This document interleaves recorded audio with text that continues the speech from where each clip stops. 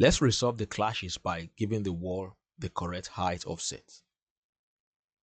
Select all the elements including the doors and windows.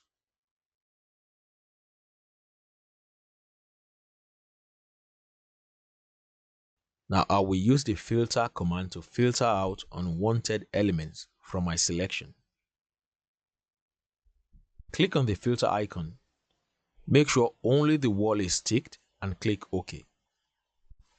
You now notice that all the other elements are filtered out from my selection.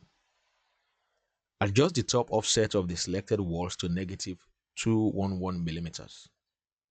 This perfectly aligns the top of the wall to the bottom of the floor.